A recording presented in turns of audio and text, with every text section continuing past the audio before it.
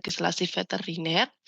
Yang kedua ini juga masih ada hubungannya dengan peraturan perundang-undangan yang harus Anda pahami sebagai calon dokter hewan, biar Anda tahu, kewenangan Anda, hak dan kewajiban Anda sebagai dokter hewan nantinya itu apa.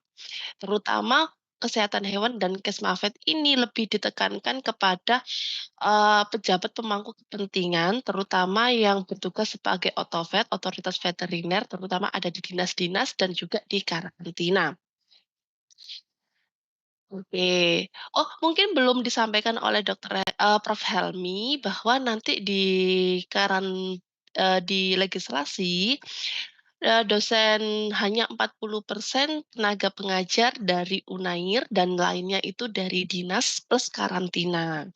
Jadi, Anda memiliki kesempatan yang banyak untuk menanyakan prosedur teknis terkait tindakan-tindakan yang harus dilakukan oleh yang bertugas di dinas atau pemerintahan, baik itu pusat maupun daerah, dan juga di karantina, gitu ya.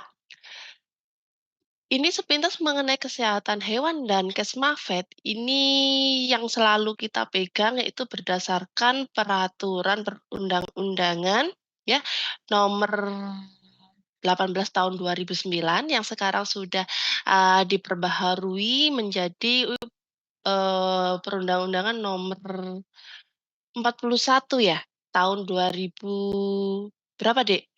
Kok saya lupa? 2000 berapa? Yang 41?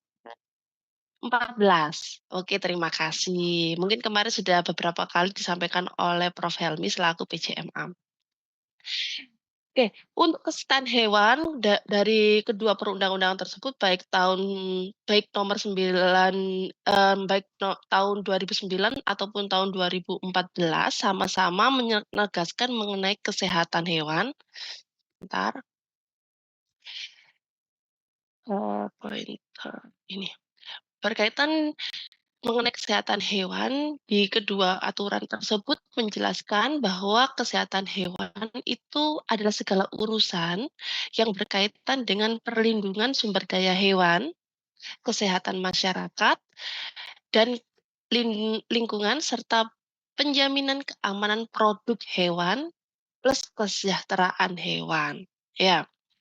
Nah, ini tentunya akan diperuntukkan untuk ketahanan pangan bagi manusia. Tapi di sini pada aturan yang terbaru terutama yang nomor 41 tahun 2014 itu lebih ditekankan kepada kesejahteraan hewannya. Ada penambahan beberapa bukan pasal, beberapa ayat dan beberapa nomor mengenai kesejahteraan hewan dan juga otoritas veteriner. Oke. Yang kedua mengenai kesehatan masyarakat veteriner, itu adalah segala urusan yang berhubungan dengan hewan dan produknya.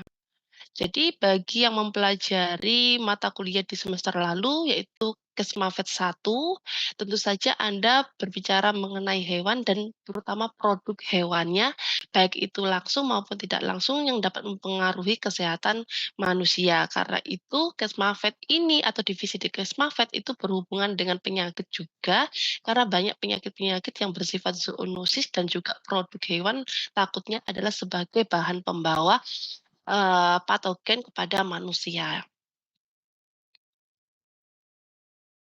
Oke, kita bahas yang pertama, yaitu mengenai kesehatan hewan terlebih dahulu. Ini mengacu kepada kedua peraturan tadi yang sudah saya sebutkan, yaitu terutama pada ini babnya ada 7 kalau tidak salah, bab kelima mengenai kesehatan hewan dan bab kelima ini ada 3 bagian yaitu mengenai pengendalian dan penanggulangan penyakit hewan yang pertama, yang kedua itu kalau tidak salah mengenai alat, dan ketiga mungkin, obat-obatan, ya. Pasal 39 sampai pasal 40-an, ya seingat saya 49 juga, ini berhubungan mengenai kesehatan hewan. Di bab ini dijelaskan mengenai apa sih kesehatan hewan itu dan ruang lingkupnya bagi, medis veteriner itu apa saja. Jadi Anda harus mengetahui sebelumnya pengertian hewan itu sendiri.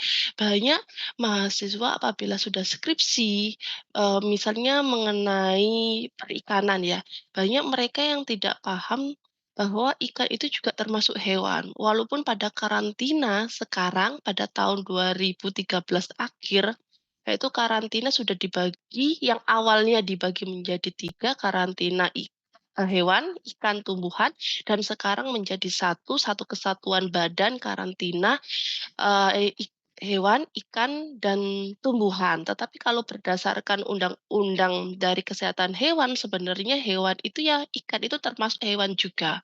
Karena hewan itu semua,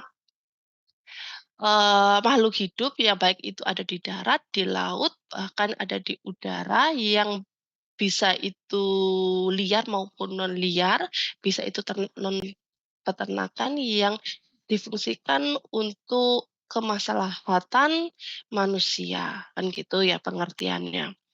Di undang-undang ini terutama pasal 39 itu sudah saya tuliskan ada beberapa ayat pada pasal 39 ini, yaitu ayat 1, 2, dan 3 mengenai kesehatan hewan.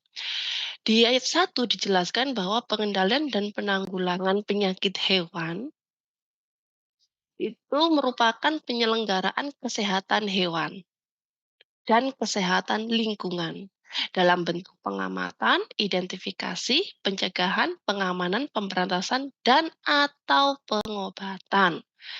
Ya, kalau dan atau bisa termasuk pengobatan, bisa juga tidak, tergantung jenis penyakitnya.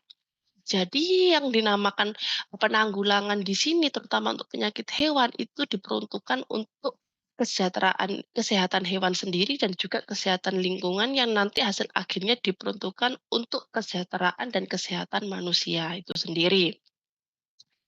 Dan cara pengendalian penanggulangan di sini telah dituliskan adanya 5 kegiatan yaitu pengamatan, identifikasi penyakit hewan, kemudian dilakukan pencegahan adanya penyakit hewan tersebut, pengamanan, pemberantasan, 5 dan terakhir adalah pengobatan.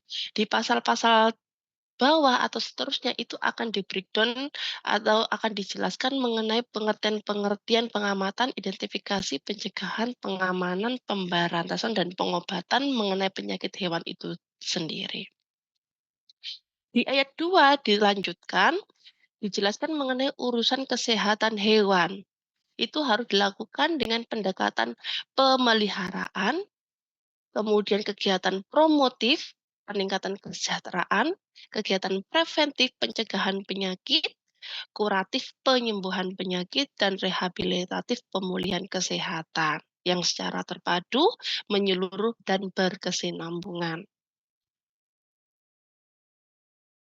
Ya, ya ayat yang ketiga itu lebih terperinci dijelaskan mengenai dalam rangka mengefektifkan pengendalian dan penanggulangan penyakit hewan yang dimaksud pada 2 ayat sebelumnya, pemerintah mengembangkan kebijakan kesehatan hewan nasional untuk menjamin keterpaduan dan kesinambungan.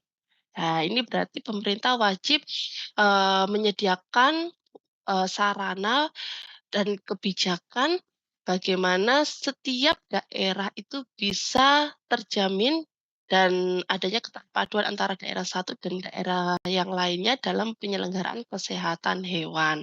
Karena perlu kita ketahui kalau hewan itu kan lalu lintasnya sangat cepat ya, terutama hewan peternakan.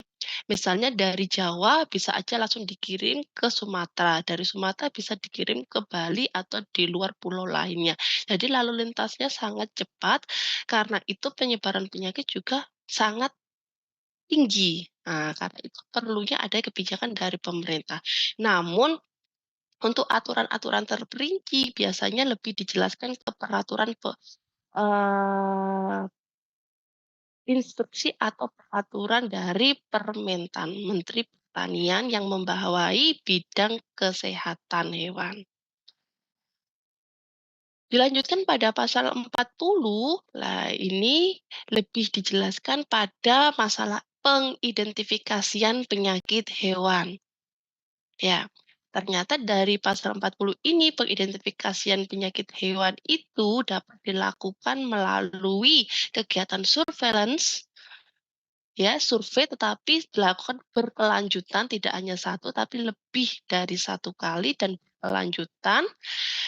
Kemudian dari hasil surveillance ini dilakukan pemetaan, penyidikan, ada bukti-bukti, kemudian dilakukan peringatan dini apabila memang terbukti adanya suatu penyakit pada suatu daerah dan populasi tertentu, pemeriksaan, pengujian, serta yang terakhir adalah pelaporan. Pelaporan ini tentu saja pelaporan dari daerah, kemudian ke tingkat provinsi, dari provinsi ke kementerian, kemudian kalau sudah disetujui di tingkat pemerintahan pusat, baru bisa disebarkan kepada masyarakat umum. Ya, jadi yang terakhir yang mengenai di kementerian, kementerian atau menteri itu yang bisa menetapkan jenis penyakit hewan yang sudah dilakukan surveillance, pemetaan, penyidikan, dan pemeriksaan.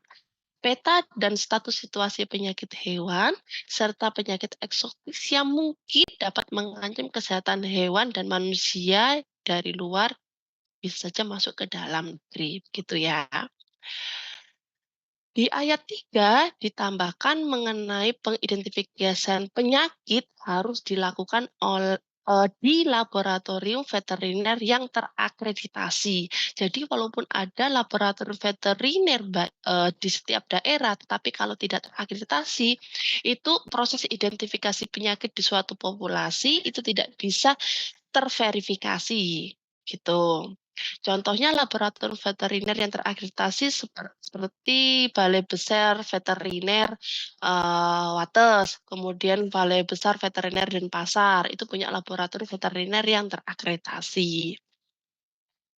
Lanjut, kemudian dalam hal ayat 4 dalam hal laboratorium, ya, dari pemeriksaan laboratorium di ayat sebelumnya, Menteri menetapkan laboratorium untuk melakukan pengamatan dan pengidentifikasian penyakit hewan.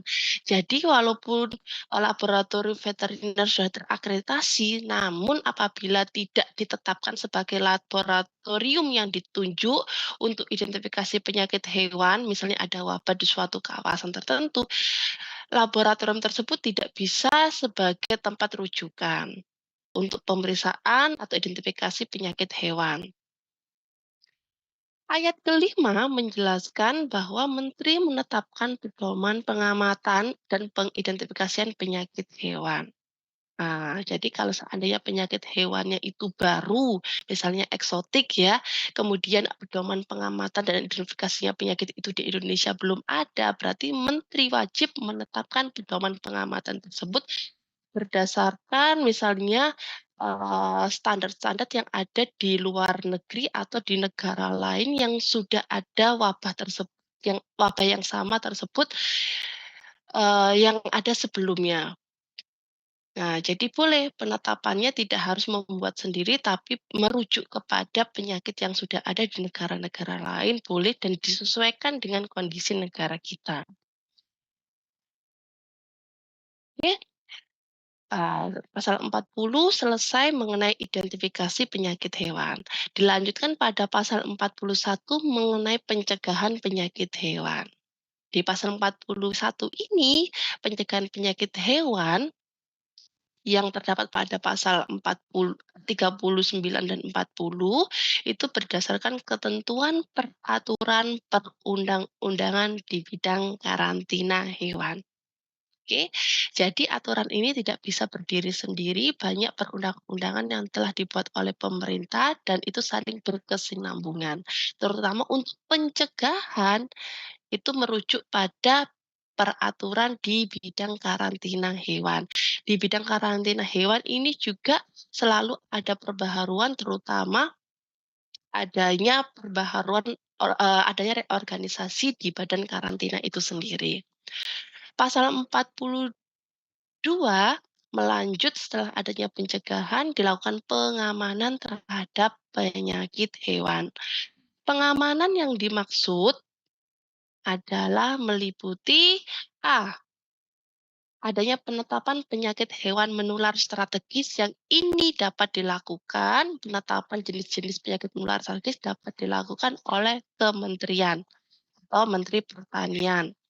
Kedua, yaitu penetapan kawasan pengamanan penyakit hewan. Jadi ada kawasan-kawasan untuk pengamanan penyakit hewan. Bisa itu ada tindakan karantina atau adanya suatu daerah tertentu yang diisyaratkan sebagai wilayah endemis dan lain sebagainya. Yang ketiga, dalam bidang pengamanan itu yang paling penting adalah penerapan prosedur biosafety dan biosecurity. Biosafety untuk safety bagi manusianya, bagi orang-orang yang langsung berhubungan dengan penyakit atau agen patogen, biosecurity dari agen pembawa dari penyakit tersebut. Yang keempat adalah pengebalan hewan, yaitu adanya vaksinasi, terutama yang sudah berjalan di sini, yang paling kelihatan yaitu program vaksinasi pada kasus PMK pada tahun 2022-2023 yang lalu. Alhamdulillah untuk tahun ini kasusnya hampir tuntas ya, dan beberapa daerah yang dulu dinyatakan endemis PMK ada beberapa yang sekarang dinyatakan sudah berkurang ataupun sudah nol.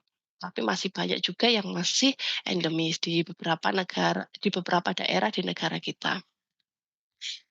Yang kelima adalah perlu dilakukan pengawasan lalu lintas hewan, produk, media pembawa di luar wilayah kerja karantina. Nanti bisa Anda diskusikan pada staf karantina yang akan memberikan materi 7 sampai ke 13, yaitu mengenai tindakan teknis karantina terutama untuk pengawasan lalu lintas hewan. Karena di karantina sendiri itu mempunyai wilayah kerja, jadi tidak semua titik di wilayah misalnya di Banyuwangi. Wilayah Banyuwangi misalnya ada 2.000 hektar. Tidak 2.000 hektar itu menjadi wilayah kerja karantina. Ada titik-titik tertentu yang menjadi titik poin wilayah kerja karantina. Walaupun karantina itu memang ada di Banyuwangi ataupun di beberapa daerah lain, tapi ada wilayah-wilayah kerjanya. Yang keenam, yaitu perlu dilakukan kesiagaan darurat veteriner. Dan yang terakhir, penerapan kewaspadaan diri. Kewaspadaan diri ini tentu saja berkaitan dengan penyakit yang berskala nasional, terutama wabah. Oke, lanjut masih ke pasal 42, yaitu ada ayat 2 sampai ayat ke-6 lanjutannya. Ketentuan lebih lanjut mengenai pengamanan penyakit hewan itu bisa diatur dalam peraturan menteri. Oke. Kemudian menteri menetapkan kawasan pengamanan bebas penyakit hewan di antara kawasan-kawasan yang tidak bebas penyakit hewan. Jadi ada aturan menteri tersendiri atau surat keputusan dari menteri yang menetapkan, oh daerah ini bebas, oh daerah ini tidak bebas. Yang keempat, pemerintah membangun dan mengelola sistem informasi veteriner dan pengawasan serta ketersediaan data informasi penyakit hewan. Jadi harus ada data eksplisit yang telah disusun berdasarkan data real di lapangan. Oke.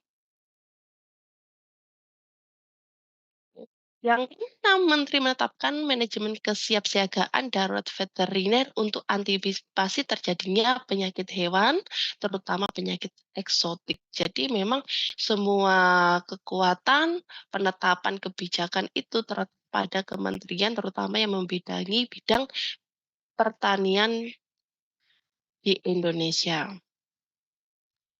Oke, masih seputar kesehatan hewan ya. Di pasal 43, ini lebih menjelaskan mengenai jenis-jenis penyakit hewan menular strategis di Indonesia. Setiap tahunnya jenis-jenis penyakit hewan strategis di Indonesia selalu dibaharui dengan surat keputusan Menteri Pertanian.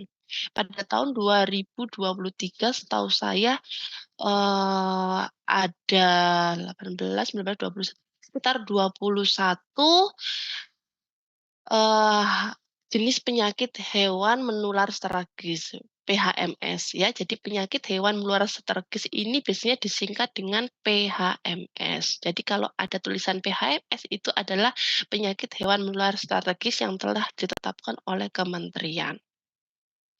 Pemerintah dan juga pemerintah daerah melakukan pengamanan terhadap penyakit menular hewan strategis yang sudah disebutkan pada ayat 1. Nah, pengamanan itu tidak bisa dilakukan dari pihak kementerian atau dinas saja, tetapi pengamanan dari penyakit hewan menular strategis ini juga Recording harus in progress.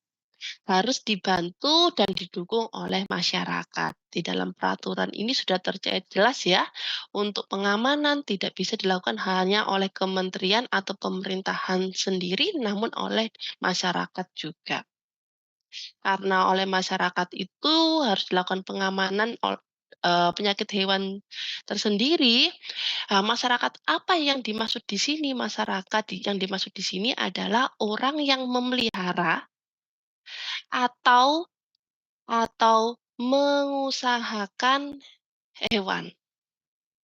Wajib melakukan pengamanan terhadap penyakit hewan menular strategis yang telah disebutkan atau yang sudah tercantum pada SK Mentan Menteri Pertanian mengenai penetapan jenis penyakit hewan menular strategis di Indonesia. Berikut adalah data terbaru mengenai penyakit hewan menular strategis di Indonesia. Ini ada 1, 2 sampai 18 PHMS, tetap ada tambahan 3 PHMS, tapi ini ada 2 tambahan PHMS tapi bersifat eksotis, dalam artian tidak ada di Indonesia, yaitu yang tidak ada di Indonesia adalah BSE, bovine, ini mohon maaf salah tulis, bovine spongiform encephalopathy. Ya, oke. Yang kedua, Rivalli fever, ini salah tulis terus ya. Yang ketiga, Pestes petis ruminans, PPR.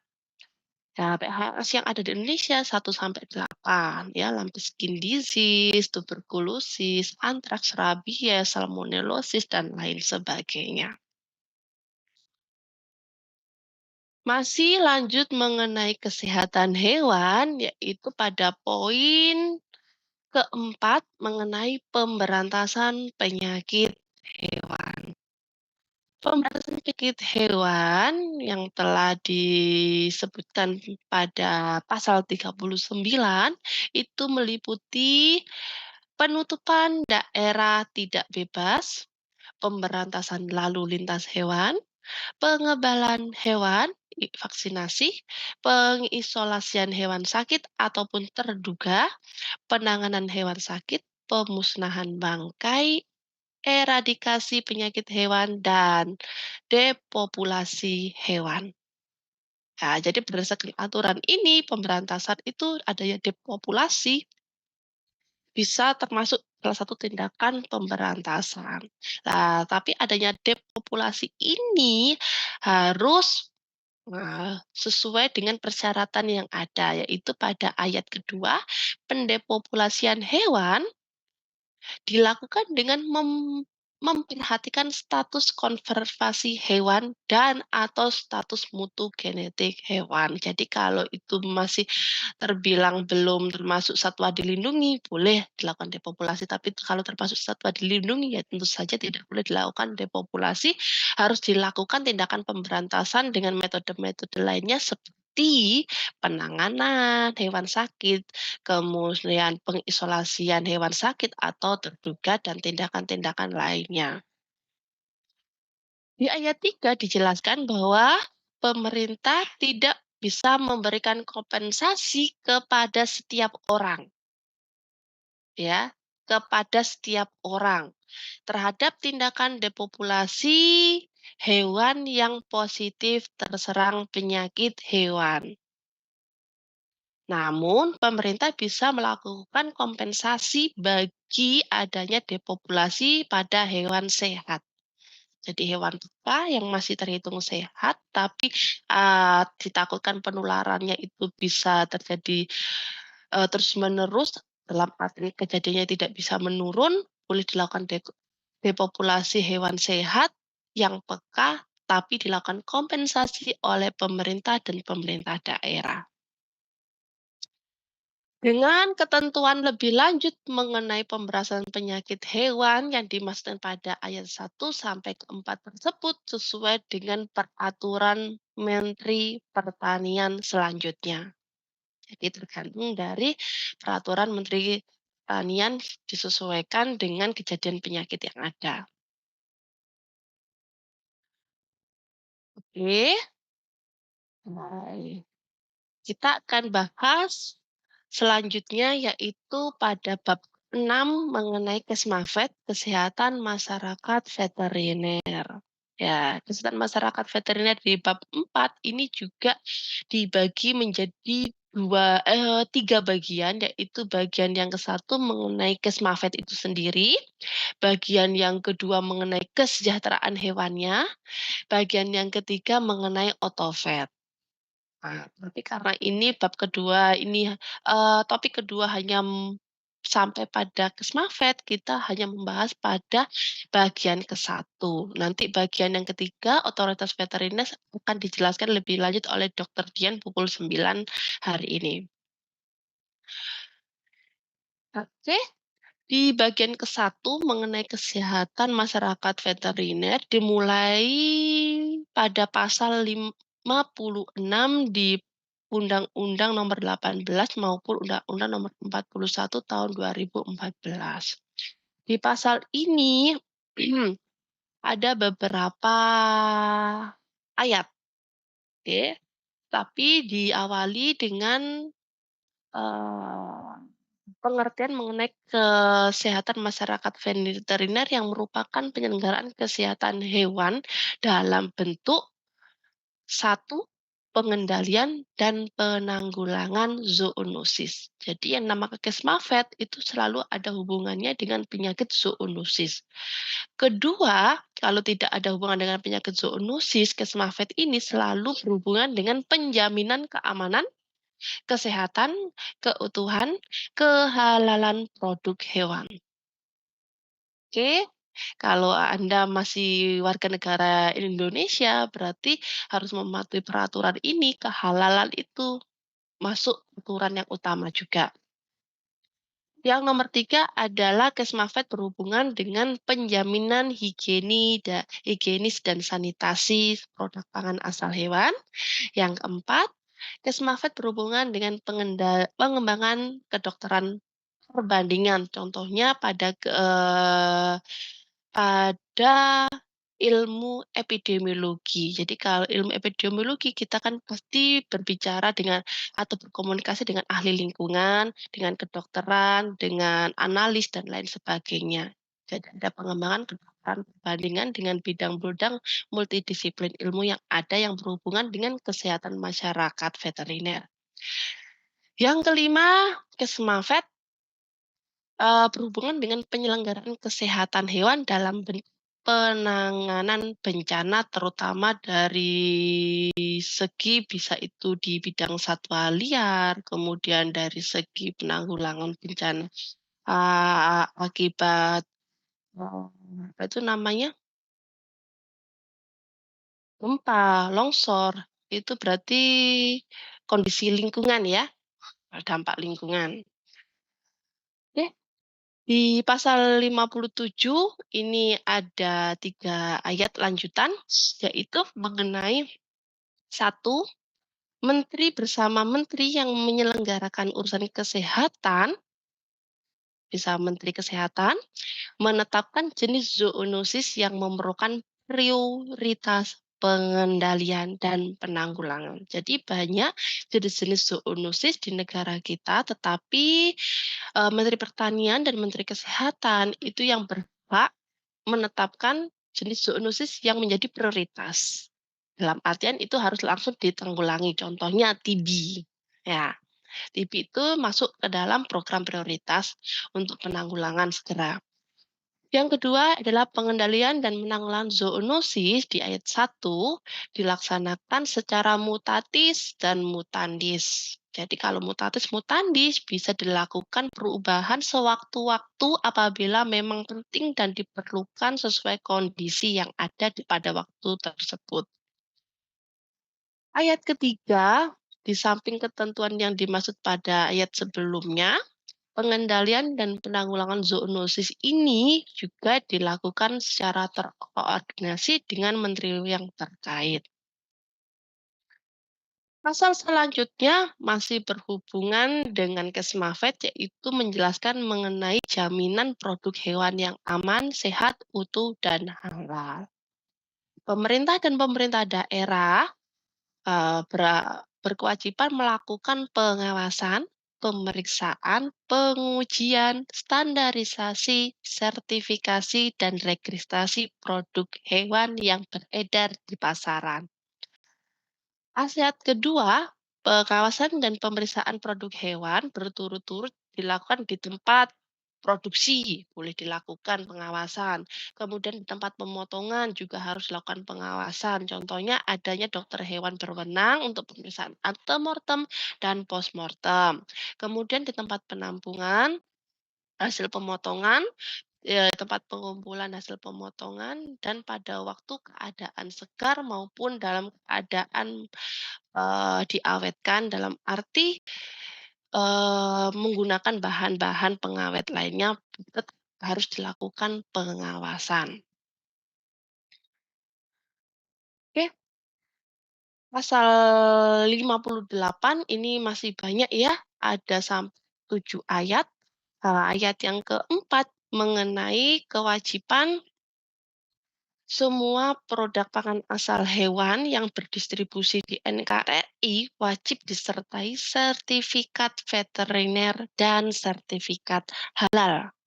Nah, ini mengikuti aturan yang terbaru sekarang di semua produk hewan maupun non-hewan yang berhubungan dengan pangan dan produk kosmetik juga harus disertai sertifikat halal. Ayat kelima, kewajiban penyertaan sertifikat veteriner dan sertifikat halal bagi produk asal hewan yang diekspor ya boleh dilakukan apabila memang dipersyaratkan oleh negara pengimpor. Nah, jadi tidak wajib bagi produk asal hewan yang akan diekspor. Memang kalau itu disyaratkan oleh negara pengimpor baru boleh disertai, tapi kalau tidak, tidak masalah. Ketentuan lebih lanjut tentu saja disesuaikan dengan peraturan menteri dan untuk pangan asal hewan selain memenuhi aturan-aturan di ayat-ayat sebelumnya, juga wajib memenuhi ketentuan aturan perundang-undangan di bidang pangan. Ya, jadi kita tidak terlepas dari undang-undang di bidang pangan dan juga karantina. Pasal selanjutnya yaitu masih berhubungan dengan Kesmafet, pasal 59 yang berhubungan dengan izin pemasukan produk pangan asal hewan dari menteri yang terkait bidang perdagangan. Nah, memang harus mendapatkan izin pemasukan dari menteri yang terkait di bidang perdagangan, tetapi setelah mendapatkan rekomendasi dari tempat-tempat atau pihak-pihak yang terkait, misalnya dari menteri, yaitu untuk produk hewan yang segar. Kemudian untuk produk hewan olahan dari pimpinan instansi yang bertanggung jawab di bidang pengawasan obat, makanan, atau Menteri Pertanian. Selanjutnya di ayat 2 dijelaskan lebih lanjut mengenai produk hewan segar yang dimasukkan. Nah, dari impor ya. Apabila impor produk hewan segar berasal dari unit usaha produk hewan pada suatu negara ataupun zona di suatu negara yang telah memenuhi persyaratan maka itu diizinkan sesuai dengan tata cara pemasukan produk hewan ke NKRI. Jadi ini juga berhubungan dengan bea cukai dan karantina. Yang ketiga masih seputar produk hewan, tadi kan yang segar, sekarang produk hewan olahan. Produk hewan olahan yang dimasukkan ke dalam NKRI yang masih mempunyai risiko penyebaran zoonosis dan dapat mengancam kesehatan manusia, hewan maupun lingkungan harus mendapatkan rekomendasi dari menteri sebelum dikeluarkannya rekomendasi dari pimpinan instansi. Tentu saja instansi dari mana? Instansi yang bertanggung jawab di bidang pengawasan obat dan makanan yaitu BPOM. Yang keempat, mengenai persyaratan dan tata cara pemasukan produk hewan ke dalam NKRI yang harus mengacu pada ketentuan dan kaidah internasional mengenai pemasukan dan pengeluaran produk yang berbasis analisis resiko. Ini untuk analisis resiko akan dijelaskan lebih lanjut di epidemiologi di semester selanjutnya. Dan tentu saja ketentuan lebih lanjut akan diatur oleh peraturan menteri. Pasal 60 masih berlanjut ya mengenai Kesmafet, yaitu mengenai NKV nomor kontrol veteriner. Nah, setiap orang yang memiliki unit usaha produk hewan seperti hatchery, kemudian pemotongan, kemudian pengemasan, packaging produk pangan asal hewan seperti telur, daging, itu wajib mengajukan permohonan NKV kepada pemerintah daerah provinsi berdasarkan pedoman yang telah dilakukan oleh menteri. Ini prosesnya bukan langsung ke provinsi, tetapi biasanya ke dinas daerah dulu, dari dinas daerah dikumpulkan kemudian dilanjutkan ke provinsi.